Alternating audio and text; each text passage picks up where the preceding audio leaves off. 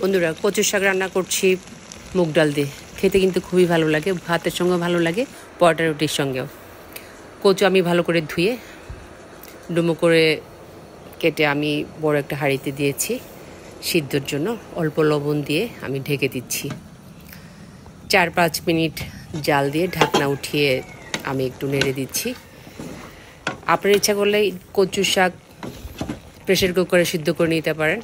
আমার অনেকটা পরিমাণ ছিল, তার জন্য প্রেশার কুকারে আটিনি, আমি ডেক্সিতে বড় হাঁড়িতে দিয়েছি। আবারও ঢেকে দিচ্ছি।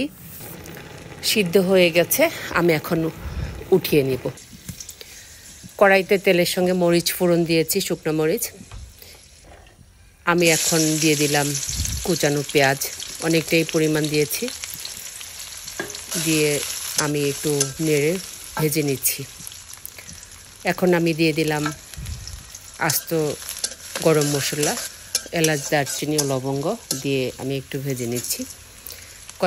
কতটুকু পরিমাণ আমি 5 ফোড়ন দিয়ে দিলাম আর তেজপাতা। 5 ফোড়ন অপশনাল, আপনারা দিতে পারেন, না দিতে পারেন। আস্ত রসুন কোয়া দিয়ে দিলাম। রসুন কোয়াটা আস্তে আস্তে থাকলে তরকারিটা খেতে ভালো লাগে। আমি ভেজে নিলাম। ভাজা হয়ে গেলে দিয়ে দিচ্ছি পরিমাণ মতো হলুদের গুঁড়া, ধনিয়ার গুঁড়া, জিরার গুঁড়া দিয়ে স্বাদ মতো লবণ দিচ্ছি। আমি অল্প দিয়েছি, যেহেতু সিদ্ধের মধ্যে আমি দিয়েছিলাম লবণ।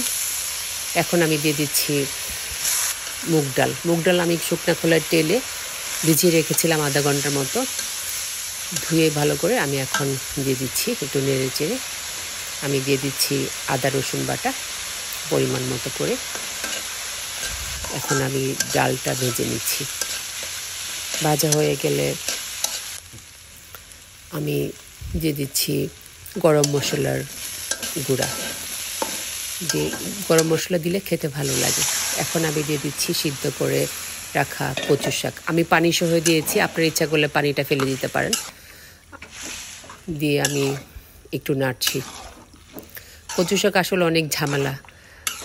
আমার মনে হচ্ছিল যে একটা গরুই মনে রান্না করে ফেলতে পারবো, অনেক শ্রম দিতে হয়। আমি অনবরত নেড়ে যাচ্ছি, একদম নেড়ে প্রায় শুকিয়ে ফেলেছি। এখন আমি দিয়ে দিচ্ছি কয়েকটা কাঁচামরিচ, দিয়ে আবারও নাড়ছি। এখন আমি দিয়ে দিচ্ছি স্বাদ মতো চিনি। চিনিটা দিলে স্বাদের ব্যালেন্স হয়, টেস্ট হয় খেতে। এখন আমি দিয়ে দিলাম ঘি। ঘি অপশনাল, আপনারা দিতে পারেন, না দিতে পারেন। আমি দিয়েছি, খেতে ভালো লাগে, স্মেলও আলাদা হয় একটা। দিয়ে আমি নেড়ে একদম শুকিয়ে ফেলেছি।